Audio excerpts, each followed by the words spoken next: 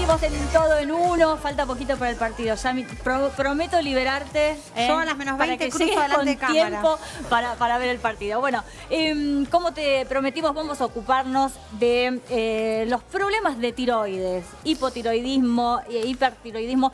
Yo no sé si a ustedes les pasa, pero yo conozco a una cantidad enorme de personas que tienen problemas de tiroides. Pero que se les ha como despertado ahora. O sea, yo no sé si es que siempre existió y ahora tomamos conciencia o es que ahora hay más gente enferma. Esa es la pregunta que le vamos a hacer a los especialistas que hoy tenemos para justamente hablar de este tema. El doctor Gustavo Urrutia, médico cirujano, especialista en cuello y cabeza, y el doctor Sergio Pasqualini, especialista en fertilidad, porque también tiene una enorme relación el funcionamiento de la tiroides con la fertilidad. A ver, ¿esto es así o es una sensación que tenemos todos, ¿no? Que hay mucha gente con problemas de tiroides. ¿Es una realidad? Sí, en realidad yo creo que lo primero para aclarar un poco la situación, porque es una confusión bastante frecuente que se da en las consultas, es que las patologías tiroides se dividen en dos grandes grupos que pueden o no estar asociadas. En primer lugar están las alteraciones funcionales, que justamente era lo que estaban mencionando cuando la tiroides funciona de menos, que es el hipotiroidismo. Sí. Cuando funciona de más, que es el hipertiroidismo, sí. Y cuando funciona normalmente, que es el eutiroidismo, que digamos que no requiere ningún tipo de intervención médica. Bien.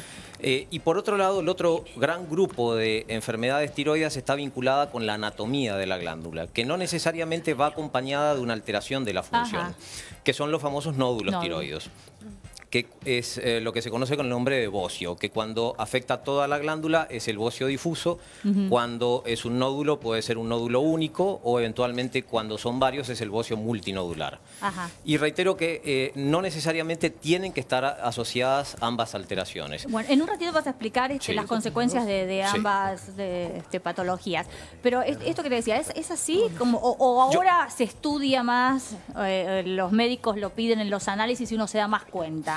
Yo creo que en algún punto hay que considerar dos aspectos que creo que han aumentado el índice de detección de enfermedades tiroides. Por un lado, la consulta más frecuente por parte de las personas que permite detectar más tempranamente todo tipo de alteraciones tiroides. Yo siempre creo que siempre estuvieron las alteraciones funcionales, sí. Y sí creo que se ha incrementado en mucho el diagnóstico de lo que es la parte de bocio, digamos, sobre todo el bocio nodular. Sí.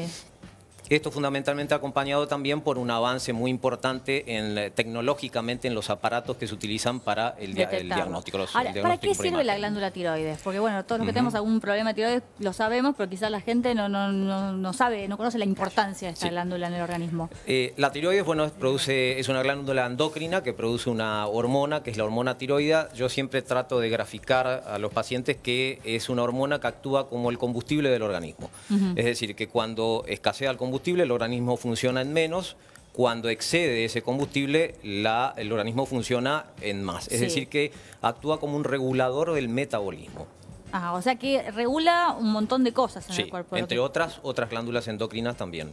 ¿Qué puede pasar a una persona que le falla la tiroides, por ejemplo? Si funciona además el hipertiroidismo, son los síntomas característicos, son esas personas que están hiperkinéticas, con trastornos del sueño, adelgazadas. Inclusive pueden tener algún tipo de trastorno cardiológico, son frecuentes las taquicardias cuando son hipertiroidismos acentuados que a veces requieren inclusive de medicación para corregir esos trastornos de esas arritmias. Inicialmente siempre se intenta el tratamiento médico y en el caso del fracaso de ese tratamiento médico se puede recurrir o a la aplicación del yodo radioactivo o a la cirugía, dependerá de cada caso en particular. ¿Y en el caso del hipotiroidismo, cuando es deficiente la producción de a la inversa, son pacientes que se sienten desganados, con pocas ganas, una cara abotagada, muy característica, pueden aparecer edemas, y eso obviamente se corrige administrando hormona tiroidea. Perfecto. ¿Y eso uno tiene que tomar de por vida? Después no se regula, no se autorregula la tiroides, la producción de... El hipertiroidismo siempre es más complicado para manejar que el hipotiroidismo. Y el tratamiento del hipertiroidismo siempre conduce al hipotiroidismo. Indefectiblemente. Mira. Entonces, en este sentido, digamos, finalmente los pacientes en una u otra situación se tratan como pacientes hipotiroides y es mediante la administración de la hormona tiroidea. Perfecto. ¿Y qué genera los problemas en esta glándula? ¿Es algo genético o...? No, estamos hablando siempre dentro de los trastornos funcionales. Todo el mecanismo endocrinológico se maneja por un sistema que se llama de retroalimentación negativa. Esto quiere decir que en el caso concreto de la tiroides, la regulación de la secreción de la hormona va a estar fundamentalmente determinada por la señal que le llega al cerebro a dos sectores, que son el hipotálamo y la hipófisis, que cuando bajan los niveles de hormona tiroidea, actúa, el cerebro lo detecta y envía la señal a través de una hormona, que es la tirotrofina, que se conoce como TSH, que es la que actúa sobre la glándula tiroides para la secreción de mayor cantidad de hormona tiroidea, que es la T3 y la T4. A su vez, cuando aumentan los niveles, esto lo detecta el cerebro y actúa dejando de eliminar el estímulo que genera la formación pero ¿hay algún factor externo, por ejemplo, que pueda ocasionar esto? ¿El estrés, lo que uno come? Varios. Y, hay veces que se pueden determinar y otras veces que no. ¿Y cuáles podrían ser? Por ejemplo, la exposición a radiaciones, por ejemplo, que pueden afectar a la glándula, eso puede llegar a generar un trastorno en la función tiroidea. Hay algún tipo de nódulo que actúa en forma autónoma a la señal que envía al cerebro, que se llama enfermedad de Plummer, que actúa como un hipertiroidismo. Es decir, eso ya obliga a un estudio más minucioso porque hay muchas causas que pueden actuar alterando ese funcionamiento. Pero digo, uno no puede decir, bueno, yo me quiero cuidar para no tener problemas con la tiroides. ¿Qué tengo que hacer? ¿Dejar de comer algo? ¿Dejar de hacer determinada actividad? No. En cuanto a la función, no. No. Bueno. ¿Cómo influye la glándula tiroides en la fertilidad? O sea, el cuerpo está conformado por redes, como dijo Gustavo. Y es como el carburador del auto, la tiroides. Si el carburador anda mal, todo el sistema funciona mal. Y una mínima falla de la tiroides, que es lo más frecuente, el hipo que el hiper en fertilidad, te puede llevar a que si vos medicás a una mujer que está buscando embarazo, cuando por ahí no la medicaría si no la estuviera buscando, porque puede no tener ningún síntoma, simplemente ligeramente elevada la TSH, en ese caso, por le da la tiroides, regulás el metabolismo y se embaraza naturalmente. Pero hay dos tipos de problemas con la tiroides en la mujer que busca el embarazo.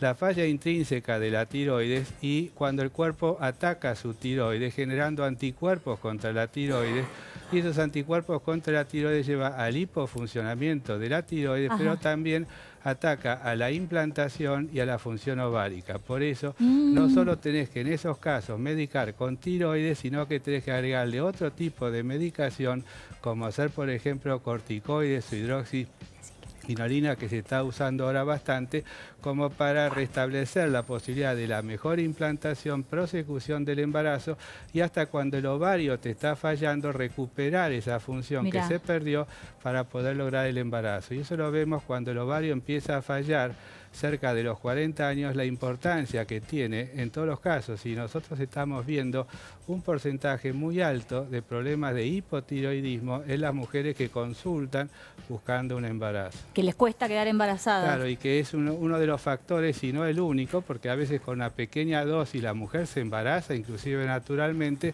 sino cuando vas a hacer tratamientos medicando y atacando esa producción exagerada de anticuerpos que se genera, que pueden atacar no solo la tiroides, sino a otros órganos del cuerpo, y ahí es donde se establece esa falla endocrina multiglandular, es decir, no ataca solamente a la tiroides, sino que ataca al ovario, ataca al endometrio, y de esa manera se genera un problema que lo medicás y en general muchas veces se puede resolver. Claro. Bueno, lo bueno, o sea, es que hoy contamos con reemplazo tiroide, que es simplemente tomar una pastillita y ya con eso estabilizamos, ¿no? Efectivamente. ¿Y en los casos que son quirúrgicos?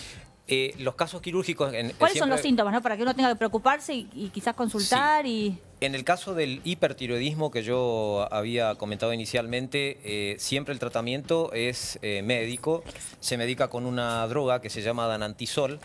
En el caso del fracaso, es decir, que no se pueda regular la función de la glándula con danantisol, hay que recurrir a una segunda línea de tratamiento que va a depender, según las características de la glándula, este podrá ser quirúrgico, que consiste en la extirpación total de la glándula, o bien mediante la aplicación de yodo radioactivo, que lo que hace es una forma de ablación radioactiva de la glándula.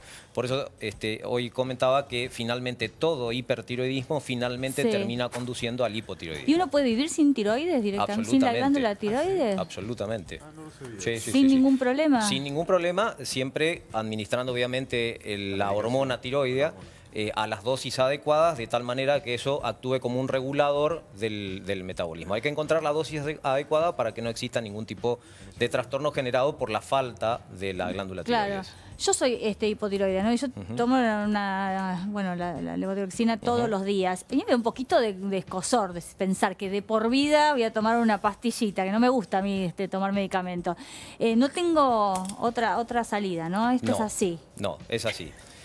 Tiene la ventaja de que es solamente una toma diaria. Sí. Hay que tomarla con la prescripción médica adecuada, porque hay que tener ciertos recados en la toma, que siempre se recomiendan ayunas, media hora antes del desayuno. Sí, cítricos. Porque de esa manera uno se asegura de que la absorción de la hormona sea adecuada.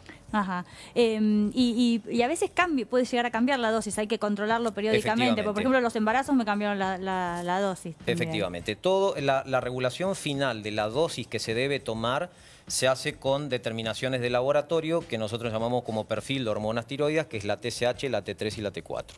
Cada 6 meses son los estudios aproximadamente, ¿no? Sí, depende mucho también de cómo se sienta el paciente, porque si uno sospecha que eventualmente frente a lo que manifiesta el paciente algún tipo de trastorno, como los que mencionaba hoy, que se siente desganado, cansado, esos controles uno los debe hacer en más próximo, porque eventualmente requeriría de una corrección de esa dosis que está tomando. ¿Y a qué se puede deber que cambie la dosis? No, eso es variable de acuerdo a cada paciente, y las dosis en general oscilan entre 100 y 150 microgramos diarios. Doctor, ¿hay una edad en la cual se puede manifestar o hay como un promedio hecho de una determinada edad donde hay más enfermos de